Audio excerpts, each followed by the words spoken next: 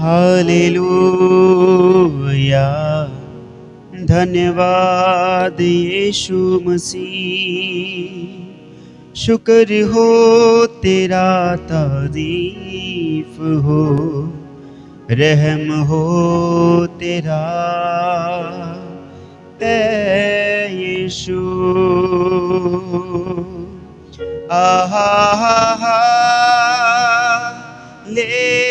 Hallelujah, hallelujah,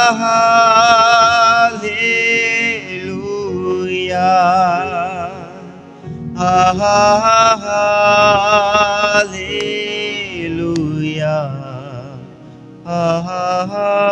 आमीन। मिलके बोलिए सारे जन, हालेलुया,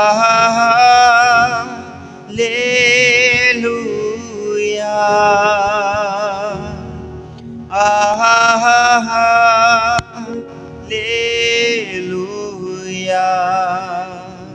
हालेलुया,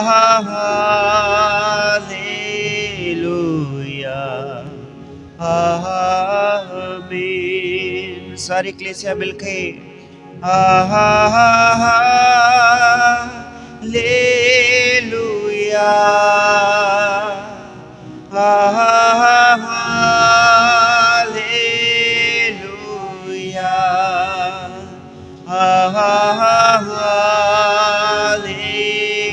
हालेलुया, आमीन।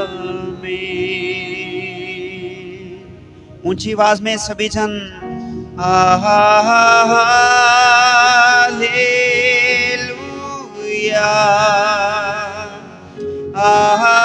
हालेलुया, हालेलुया,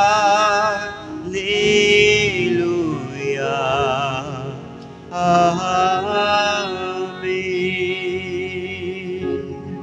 धन्यवाद हो मेरे परमेश्वर, तेरी महिमा के लिए, तेरी बारगाहों के लिए, तेरे पवित्र स्थानों के लिए हम धन्यवाद करते हैं। कोटि कोटि नमस्कार करते हैं मेरे परमेश्वर प्रभु यीशु मसीह नासरी, मेरे पिता, मेरे यहोवा, मेरे अब्बा, मेरे परमेश्वर, मेरे रचयिता, मेरे करतार। हम तेरी हजूरी में आकर के धन्यवाद करते हैं। आज की रात्रि की समय की प्रार्थना मेरे परमेश्वर तेरे लोगों के लिए बड़े उद्धार का कारण बने मेरे परमेश्वर, बड़े छुटकारे का कारण बने मेरे पिता परमेश्वर, बड़ी नजात का कारण बने मेरे परमेश्वर। तेरे बच्चे तुझ में झूमते जाएं, गाते जाएं, रिहाई पाए मेरे परमेश्वर। तेरे बीच में बड़ा अनुग्रह खुदावन, तेरी सृष्टि का, तेरे आनंद का, तेरे स्वर्ग का मेरे परमेश्वर अनुग्रह पाए।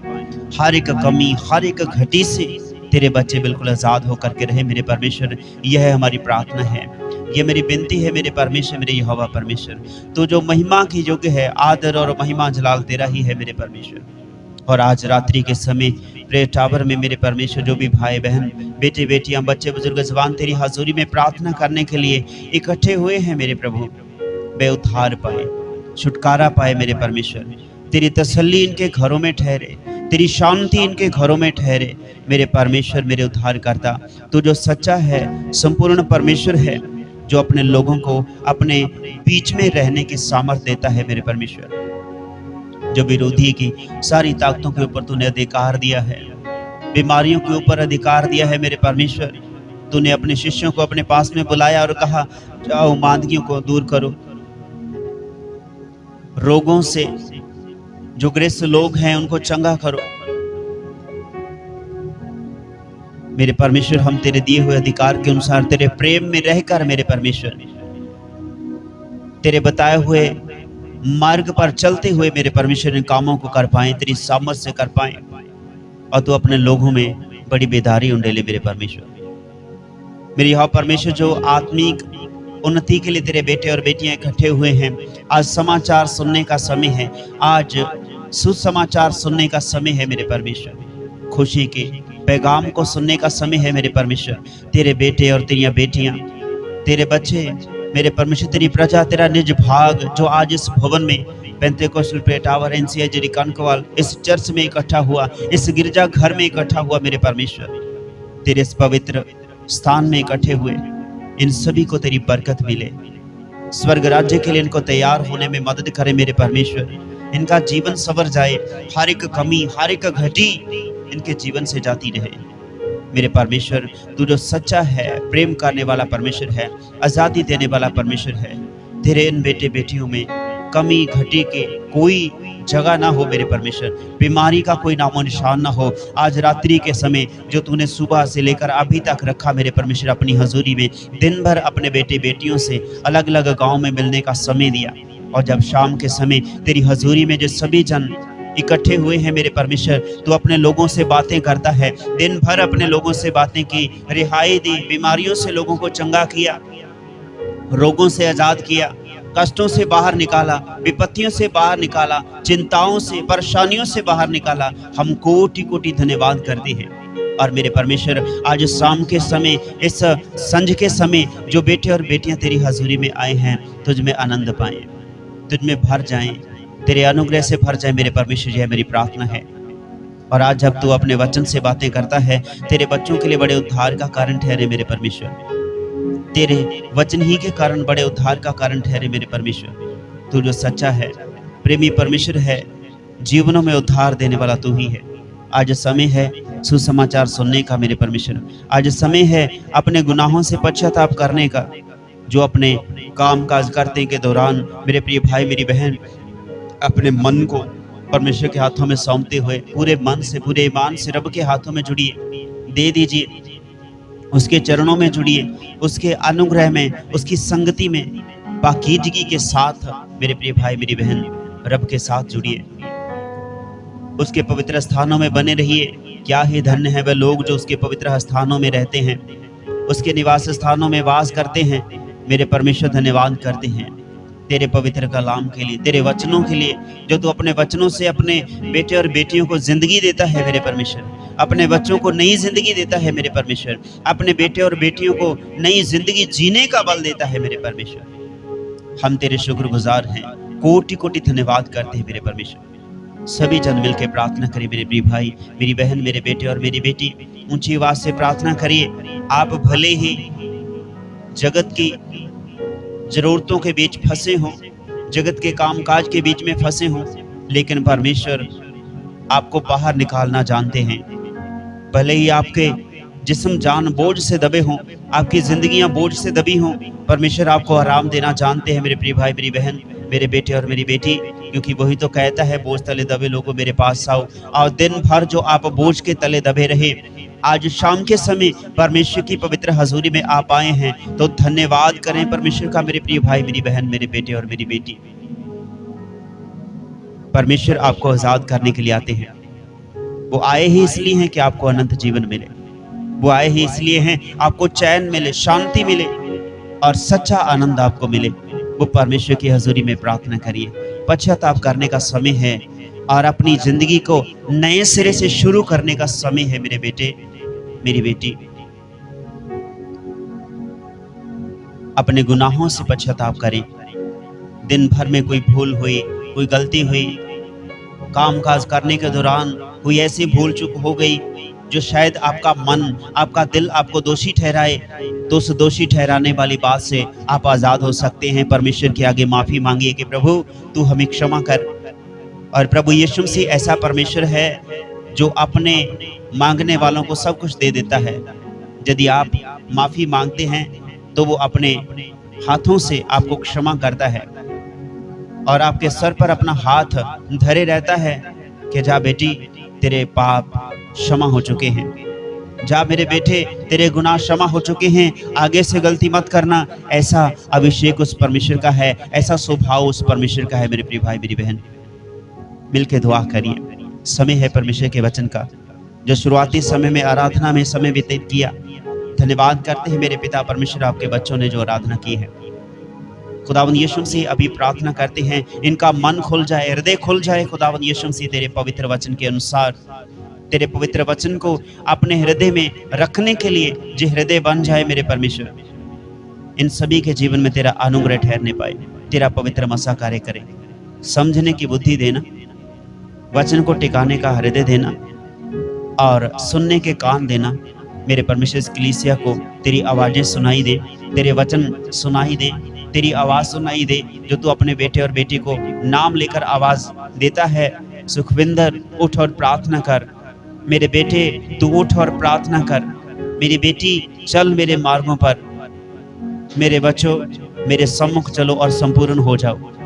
अपनी चिंता, अपना बोझ उसी यहोवा पर डाल दो मेरे बेटे, जिस यहोवा परमेश्वर ने तुम्हारे गुनाहों को क्षमा किया, जो तुम्हारे गुनाहों को क्षमा कर सकता है, जो तेरी बीमारी से तुझे चंगा कर सकता है, जो तुझे दबे हुए गहरे गड्ढों में से बाहर निकाल सकता है, वो तुझे क्षमा दान देकर एक पाप रहित जीवन व्यतीत करने का समय दे सकता है, जिंदगी दे सकता है। ऐसी जिंदगी जो पवित्रताई से, जो मन की हलीमी से, पूरी अधीनगी से, आज्ञाकारिता से भरी हुई जिंदगी आपको दे सकता है। उसका नाम है यीशु। मेरे प्रभु यीशु, आज जब तेरा वचन हो पिता, तू प्रकाश देना, अपने बेटे बेटियों से बातें करना, और जो कोई कमी घटी है, जो कोई कमजोरी है, वो सारी कमजोरियां हमेशा के लिए दूर जाती रहें। अपने बच्चों को पश्चाताप करने का हृदय देना, और मेरे परमेश्वर तेरे बच्चे तुझ में भरते जाएं, आनंद से भर जाएं।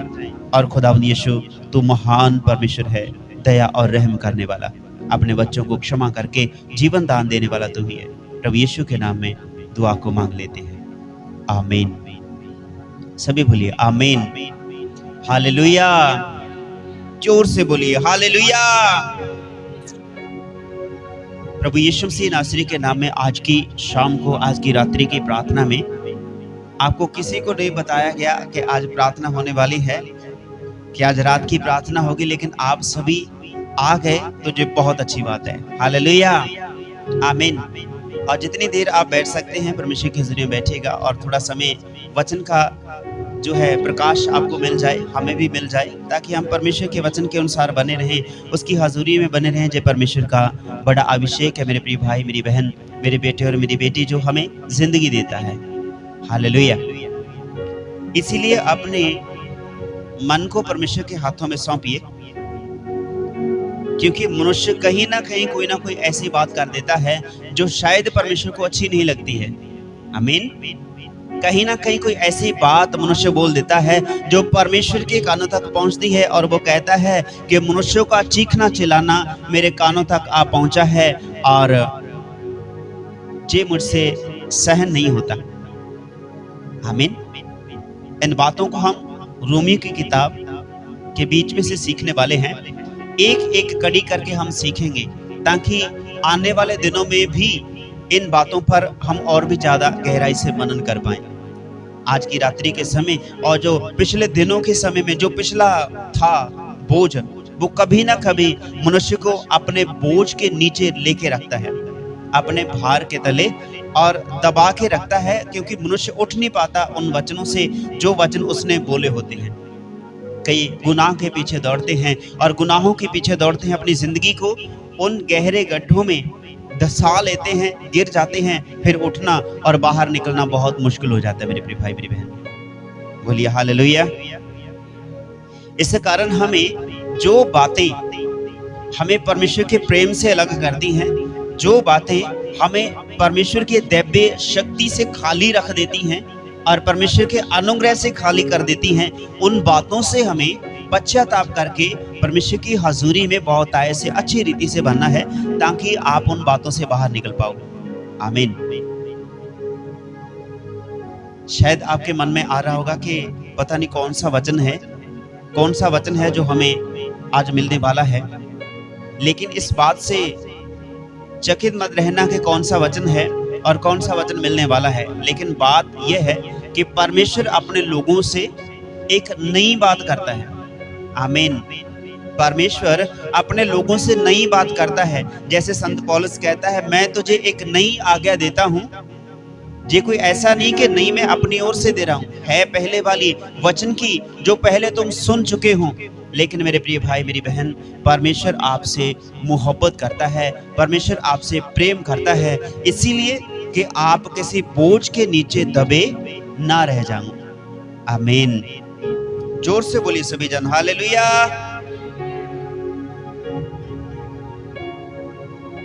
हालेलुया। ऊंची बोलिए सारे जने हालेलुया। परमेश्वर चाहते हैं कि आप किसी बोझ के नीचे दबे ना रह जाएं, और वो दबाने वाला जो बोझ है आज तक सभी मनुष्य जानते हैं, लेकिन उनको अनदेखा या अनसुना कर देते हैं। इसलिए मेरे प्रिय भाई मेरी बहन, अपने पूरे मन से परमेश्वर की ओर बैठे। आमीन।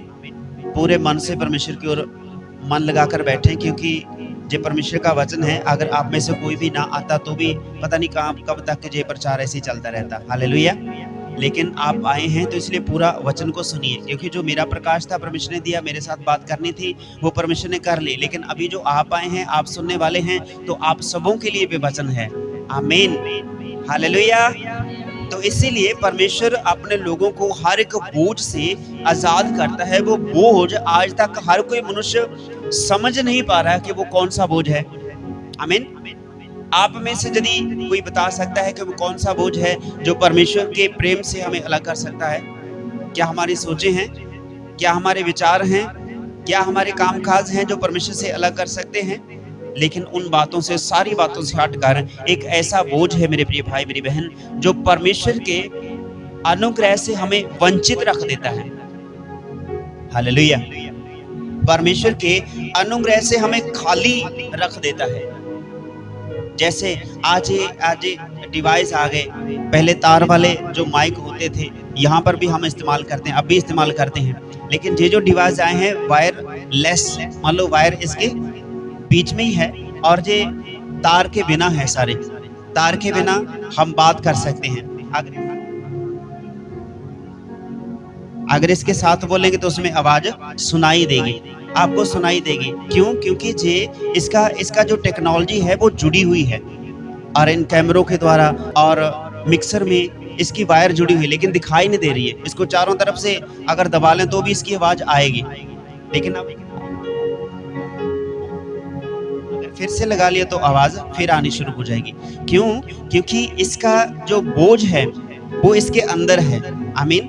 इसको चलाने वाला जो सिस्टम है इसके अंदर है, और इसी तरह हमें भी चलाने वाला जो सिस्टम है हमारे हृदय के अंदर है, हमारी बुद्धि में है, हमारी जिंदगी में है चलाने वाला सिस्टम। इस शरीर को चलाने वाला जो सिस्टम है वो इस छाती के अंदर है, जिसे हम दिल कहते हैं, खून का सर्कुलेशन सही रखने के लिए। इसी रीति से यदि जे ठंडा पड़ गया, जे बंद हो गया, तो पूरी बॉडी ठंडी पड़ जाएगी और हम डेड घोषित हो जाएंगे, और लोग उठाएंगे लकड़ियों में दे देंगे, या फिर कब्रों में मिट्टी में गड्ढा खोद के हमें वहां पर दफन कर देंगे। लेकिन परमेश्वर का वचन कहता है जो बोझ इस कब्रों के बीच दबे रहने पर, कब्रों के बीच जाने तक हमें मजबूर कर देता है, परमेश्वर की संगति से हमें दूर कर देता है, वो कौन सा ऐसा बोझ है जो हम अपने जहन में लिए फिरते हैं, जिसकी कारण मेरे प्रियो आज मनुष्य परमेश्वर को पहचान नहीं पा रहे हैं। आमीन। जोर से बोलिए आमीन। आमीन। हालेलुया। हालेलुया। इस कारण मेरे प्रियो जे बोझ हम आपको बताते हैं, परमेश्वर की कृपा से जो रह जाते हैं लोग, उनके जीवन में एक बात होती है। रोमियो की किताब 3 अध्याय उसकी 23 आयत को कोई भी एक व्यक्ति, भाई बहन, बेटा बेटी ऊंची आवाज से पढ़ेगा। इसीलिए कि सबने पाप किया है और परमेश्वर की महिमा से रहित हैं। आमीन। इसलिए कि सबने पाप किया है और परमेश्वर की महिमा से रहित हैं। और जो परमेश्वर की महिमा है आज किसी मनुष्य के जीवन में यदि नहीं आ रही है, तो वो कारण ये है कि उसके जीवन में पाप बना हुआ है, पाप छिपा हुआ है। इस कारण मेरे प्रिय भाई, मेरी बहन, मेरे बेटे और मेरी बेटी और पूरे गांव के जो लोग हैं सुनने वाले, और सोशल मीडिया के द्वारा सुनने वाले, और इस जगह पे जो प्रार्थना भवन में मौजूद हैं सुनने वाले, आप सबों से परमेश्वर का वचन कहता है, इसीलिए क्योंकि सबने गुनाह किया और सब परमेश्वर के बर्ताव से, उसकी शक्ति से, उसकी सामर्थ से, उसके अनुग्रह से वंचित रह गए हैं। एक बार फिर से ऊंची आवाज में पढ़ेंगे बेटा। इसीलिए कि सबने पाप किया है और परमेश्वर की महिमा से रहित हैं। आमीन। इसलिए कि सबने पाप किया है और परमेश्वर की महिमा से रहित हैं। क्यों मेरे भाई, परमेश्वर की महिमा से क्यों रहित हैं? आज परमेश्वर की महिमा को लोग देख क्यों नहीं पा रहे हैं? आज परमेश्वर की महिमा को, परमेश्वर के अनुग्रह को अपने जीवन में लोग ग्रहण क्यों नहीं कर पा रहे हैं? कारण यही है क्योंकि सबने पाप किया है, और वो पाप कोई ऐसा बड़ा पाप हो सकता है और कोई छोटा पाप हो सकता है, कोई ऐसा पाप जो दिखाई भी ना देता हो। आमीन। जोर से बोलिए हालेलुया। हालेलुया। कोई ऐसा पाप जो सारी दुनिया देखती है कि देखो इसने पाप किया है। कोई ऐसा पाप जो आपका साथ रहने वाला भी नहीं देख पाता और आप खुद अपने शरीर को भी नहीं पता चलने देते और गुनाह कर बैठते हैं। आमीन। अपने साथी को भी नहीं बताते और पाप गुनाह में अपना जीवन व्यतीत करते हैं। प्रभु यीशु मसीह ने कहा, यदि कोई किसी और व्यक्ति के साथ अपना रिलेशन रखता है, कोई व्यभिचार के द्वारा और अपने जीवन को उसके हाथों में सौंप दे। जैसे मैं उदाहरण देता हूँ, ये फूल है और ये फूल है और ये दोनों फूल हैं। अगर ये दोनों फूल आपस में फट के ये तीसरे फूल के साथ में मेल रखते हैं और इनकी खुशबू आपस में मिलती है तो ये क्या कहलाएगी? व्यभिचार। इसी रीति से परमेश्वर ने इसी तरह मनुष्य को रचा है और खुशबू फैलाने के लिए दो जोड़ों को बना दिया। बोलिए आमीन। दो जोड़ों को बना दिया, आपस में फट गए और एक को अलग कर दिया और ये तीसरे के साथ में चला गया जो खुशबू बिखेरता है। और वो पाप जो अपने आप से भी छिपाने की कोशिश मनुष्य करते हैं, और प्रभु यीशु मसीह ने कहा यदि एक से हट के दूसरी जगह कोई मनुष्य जाता है तो वो व्यभिचारी ठहरता है और ऐसे व्यभिचारी से कोई दोबारा मेल नहीं करता है। इसी तरह परमेश्वर का वचन कहता है, मेरे प्रिय भाई मेरी बहन, यदि ऐसा है तो यीशु कहता है कि वैसा था नहीं करना, पाप नहीं करना, गुनाह नहीं करना, जना नहीं करना, किसी ने व्यभिचार नहीं करना, तो परमेश्वर की नजर में दोषी ठहरोगे। लेकिन यीशु कहता, तुम्हें तो ये कहा गया था यदि तुम करोगे तो दोषी ठहरोगे, लेकिन मैं तुझे सच सच कहता हूँ यदि तू अपनी आंखों से किसी को बुरी नजर से देखता है तो वो सारा कुछ कर चुका है। पाप का बोझ। आमीन। ये है पाप का बोझ मेरे प्रिय भाई मेरी बहन, क्योंकि सबने पाप किया और परमेश्वर के प्रताप से, उसकी महिमा से वंचित रह गए हैं। यही तो कारण है कि आज मनुष्य परमेश्वर की महिमा से वंचित रह गए हैं और परमेश्वर के अनुग्रह को देख नहीं पाते हैं। मेरे प्रिय भाई मेरी बहन, परमेश्वर ने इसीलिए तो कहा था मूसा के द्वारा, मूसा ने अपने लोगों से कहा प्रजा से जाके कि तुम परमेश्वर की प्रतिमा इस धरती के बीच ना बनाना। क्यों?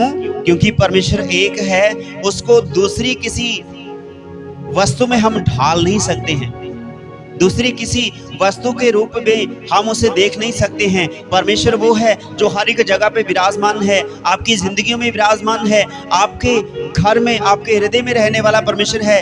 यदि उसको जो परमेश्वर कण कण में वास करता है उसका कोई आकार नहीं है, बाइबल बताती है, उसका कोई रूप नहीं है, वो बहुरूपा है परमेश्वर। मेरे प्रियो, हर जगह पे बसने वाला वो परमेश्वर है। उस परमेश्वर की प्रतिमा क्या बनाओगे? आकाश तो उसका सिंहासन है, धरती उसके पांव रखने की चौकी है, और इसीलिए उस परमेश्वर की आकृति बनाकर यदि मैं परमेश्वर की उपासना करता हूँ तो मैं व्यभिचारी ठहरता हूँ।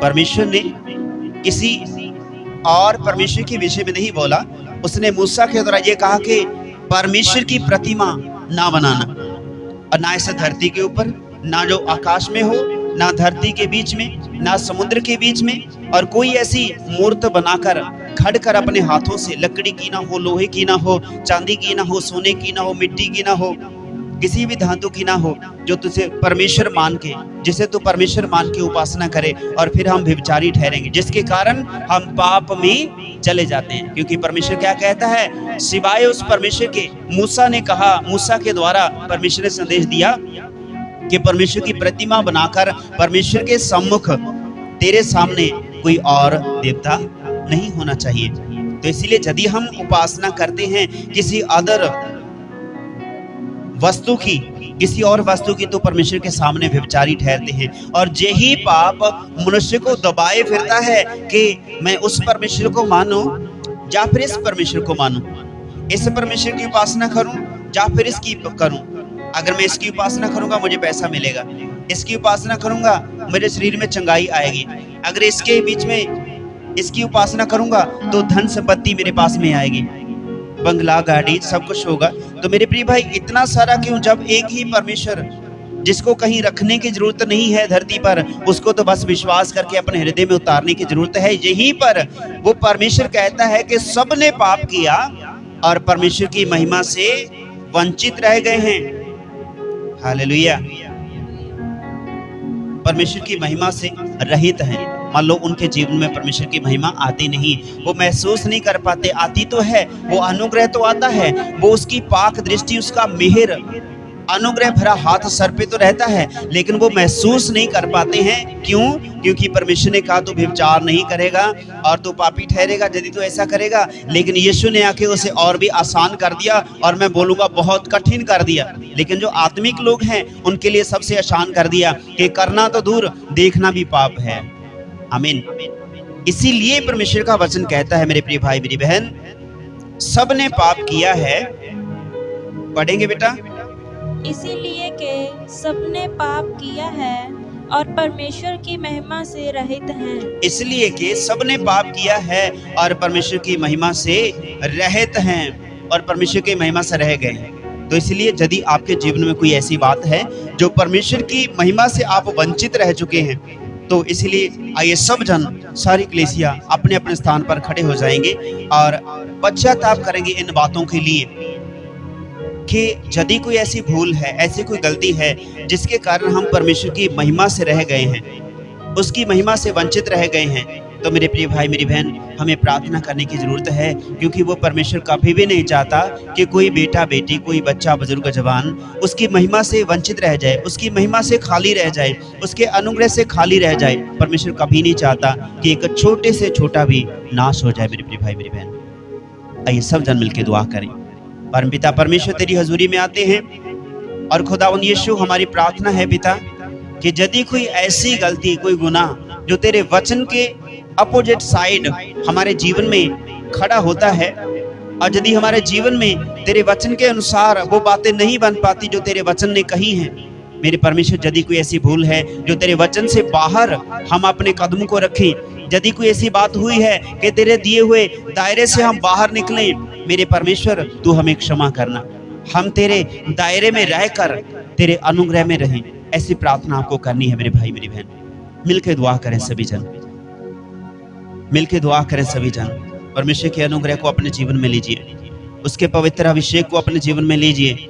वो जो अनुग्रह करने वाला परमेश्वर है और आचार्य सलाहू वो परमेश्वर है, आपके जीवन में अपनी पाक दृष्टि को देने वाला है। वो परमेश्वर जिसने आपसे मोहब्बत की है, वो परमेश्वर जिसने आपसे अपने इकलौते पुत्र को भेजकर मोहब्बत का जायजा लिया, और परमेश्वर वो परमेश्वर जिसने अपने इकलौते पुत्र, अपनी सच्ची मोहब्बत को नीचे भेजकर, अपनी जान, अपने हृदय के टुकड़े को भेजकर धरती पे आपके और मेरे लिए कुर्बान कर दिया, ये साबित करने के लिए, देख मेरे बेटे मेरी बेटी, मैं तेरे गुनाहों के लिए अपने बेटे को कुर्बान करता हूँ।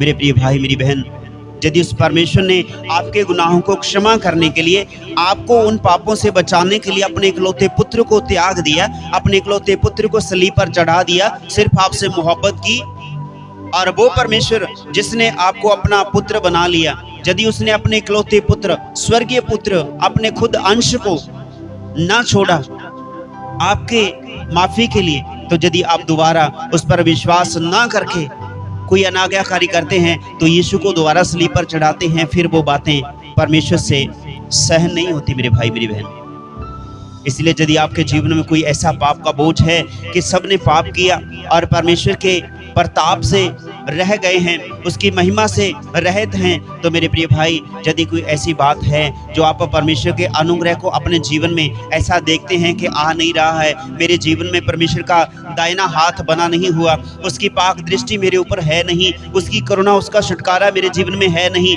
तो आइए मिलके दुआ करें कि परमेश्वर क्षमा करे उन गुनाहों को जिन गुनाहों के कारण आप परमेश्वर से दूर हो जाते हैं। परमेश्वर से क्षमा मांगिए, प्रभु ऐसी गलती जो मैंने सोचने में, विचारों में करी है, तो वो भार, बोझ मुझे पीछे खींच रहा है, मुझे दबा रहा है, तेरे बीच बोलने से दबा रहा है, तेरे बीच आराधना करने से दबा रहा है। वो बोझ जो अपने मन से, विचारों से किया, जो अपनी आंखों से किया, ऐसी बातों से मेरे परमेश्वर तू हमें क्षमा करे। मेरे पिता, मैं भी दुआ करता हूँ इस कलीसिया में, इस मंडली में, यदि कोई ऐसा व्यक्ति जिसके मन में कोई ऐसा विचार है जो इनको दबा रहा है, जो इनको नीचे दबा रहा है और पीछे धकेल रहा है तेरी महिमा से मेरे परमेश्वर, इनके जीवन से वो पाप का बोझ हमेशा हमेशा के लिए दूर हो जाए मेरे परमेश्वर। जो मेरी आशीष है पिता, और तूने कहा यदि कोई मांगेगा उसे दिया जाएगा, बस आपको मांगना है माफी। और लिखा है तू अपने पापों से पश्चाताप कर, मन फिरा, दोबारा फिर लौट के मत जाना, तो तेरे गुनाह मिटाए जाते हैं। अपने गुनाहों से पश्चाताप कर मेरे बेटे मेरी बेटी, ताकि परमेश्वर तुम्हें नई जिंदगी दे, परमेश्वर तुझे नई जिंदगी जीने का नया बल दे। मेरे प्रिय भाई मेरी बहन, आपके पास समय है, सुनने में कोई गलती हुई तो जरूर परमेश्वर से क्षमा मांगिए कि परमेश्वर जिस समय मैंने तेरी आवाज़ को सुनना था, तेरे वचन को सुनना था, कोई और ही बातें सुनने में लगा रहा, मुझे क्षमा करना। जिस समय मैंने इन आंखों से तुझे देखना था, तेरे पवित्र वचन को देखना था, तेरी ओर इन आंखों को लगाना था, मेरे परमेश्वर कुछ और ही देखता रहा, हमें क्षमा करें। जैसे सैमसन मेरे प्रिय भाई परमेश्वर के कामों की ओर लगाए हुए अपनी आंखों को रखा, लेकिन बीच में जो देखना चाहिए था वो नहीं देखा, और मेरे प्रियो जो उसे देखना नहीं चाहिए था वो देख लिया, उसकी आंखें निकाली गई, उसको सजा मिली।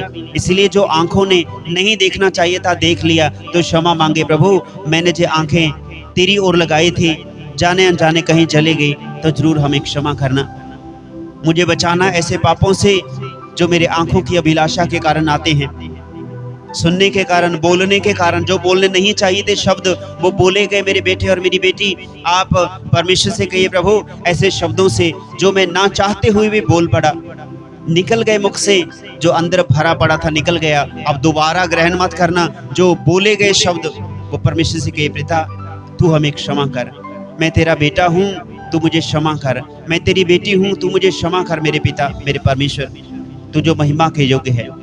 इस समय के दौरान मेरे प्रिय भाई मेरी बहन, जो आप काम काज करने के दौरान अपने जीवन में कुछ ऐसी बातें देखते हैं जो नहीं करना चाहिए था वो कर दिया, तो आप परमेश्वर से क्षमा मांगिए प्रभु, काम काज करने के दौरान यदि कोई भूल है हमें क्षमा करना, हमें क्षमा करना मेरे यहोवा मेरे परमेश्वर मेरे पिता, कि कोई भी ऐसी बात जो तेरी नजरों में सही नहीं है जीवन में, तू हमारे जीवन से दूर कर। मेरा परमेश्वर तुझे जानता है, मेरा परमेश्वर मुझे जानता है। मेरे बेटे और मेरी बेटी वो तो दूर से जांच लेता है कि मनुष्य के अंदर विचार क्या हैं, और आप अपने हृदय को पूरा खाली करके रब के हाथों में सौंपिए, ताकि जो खाली हृदय को परमेश्वर भर सके। अपनी सोचों को बिल्कुल खाली करके रब के हाथों में सौंप दीजिए, ताकि परमेश्वर अपनी स्वर्गीय सोचों से, स्वर्गीय जुक्तियों से आपके बुद्धि को भर दे। अपने गले को, अपने हृदय को खाली करके परमेश्वर के हाथों में सौंप दीजिए, ताकि परमेश्वर इस हृदय में नई बातें डाले, अपने वचन को डाले, आपके मुख से वो परमेश्वर के वचन निकले, भली बातें निकले। मेरे प्रिय भाई मेरी बहन, ऐसे पाप जो आपको पीछे खींचते हैं, परमेश्वर की महिमा से रहित रख लेते हैं, परमेश्वर की महिमा से खाली कर देते हैं, ऐसे पापों को अपने जीवन में प्रवेश मत करने देना। दुआ करिए, पिता परमेश्वर ऐसी बातें जो आपकी नज़र में भली नहीं है मेरे जीवन में बनी रही तो क्षमा करना। मेरे प्रभु, इन सारी कलीसिया के बीच में, इस मंडली के बीच में हमारी प्रार्थना है प्रभु जी, हर एक पाप जो जाने अनजाने कहीं ना कहीं से कुछ ऐसी बात जो बन गई, इनके जीवन से निकल जाए। जिनके घरों में बीमारियां हैं वो बीमारियां अभी इसी समय हमेशा के लिए निकल जाएं। प्रभु यीशु के नाम से हम आदेश देते हैं, हर एक बंधन हमेशा के लिए टूटता जाए, बिखरता जाए, और जो विरोधी की सारी बुरी चालें, बुरी जुक्तियां, बुरे विचार जो उत्पन्न हो जाते हैं हृदय में, सोते समय, जागते समय, कामकाज करते समय, चलते फिरते समय, वो सारे अंधकार अंधेरे के शब्द हमेशा के लिए इस घर घराने को, इन जिंदगियों को छोड़कर जाएं।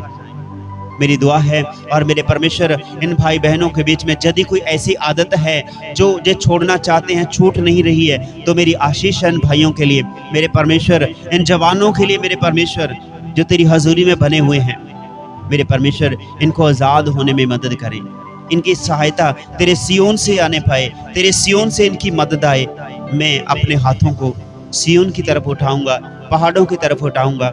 मेरी मदद कहाँ से आएगी? मेरी मदद यहोवा ही से आती है। मेरी मदद परमेश्वर ही के पास से आती है, स्वर्ग से आती है।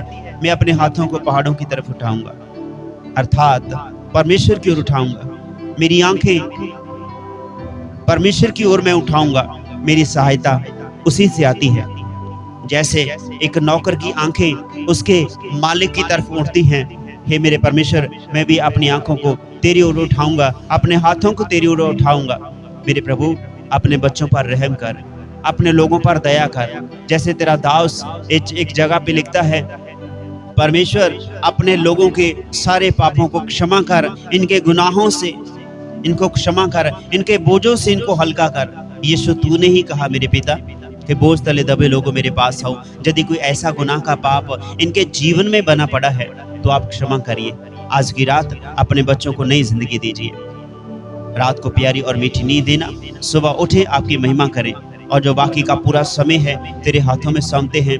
जिन भाई बहनों के लिए प्रार्थना की जाए, इस पूरे गांव के लिए और हर एक नशा करने वाले व्यक्ति परिवारों के लिए जो दुआ की जाए मेरे पिता परमेश्वर, जो की गई है, तूने छुटकारा दिया है। इस गांव में शांति है, इस गांव में छुटकारा है। इस गांव ने तेरे नाम को सुन लिया, इन लोगों ने तेरे नाम को सुन लिया, जान लिया, पहचान भी लिया, और जो विश्वास करें वो उद्धार पाएं। क्योंकि रोमियो की पत्री 10:9 में लिखा, यदि तू अंगीकार कर ले, अपने हृदय से मान ले कि यीशु को मृतकों में से परमेश्वर ने जीवित किया, तो निश्चय तू उद्धार पाएगा।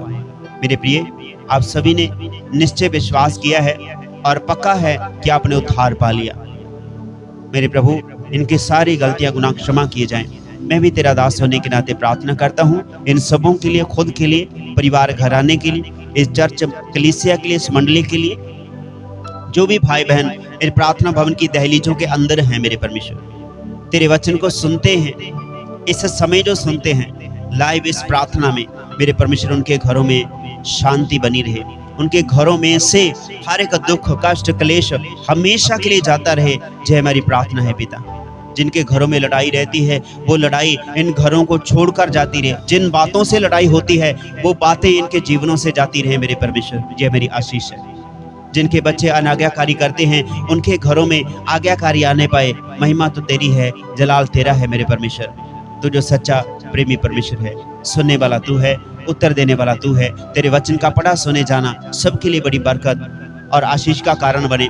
सबसे अहम बात, स्वर्ग राज्य के लिए वो लोग तैयार हो पाए जिन्होंने आज का संदेश सुना। मन फिराएं, पश्चाताप करें, ताकि परमेश्वर की हजूरी से सुख और शांति के दिन तेरे लिए आए। खुदा उन यीशु के नाम में, आमीन।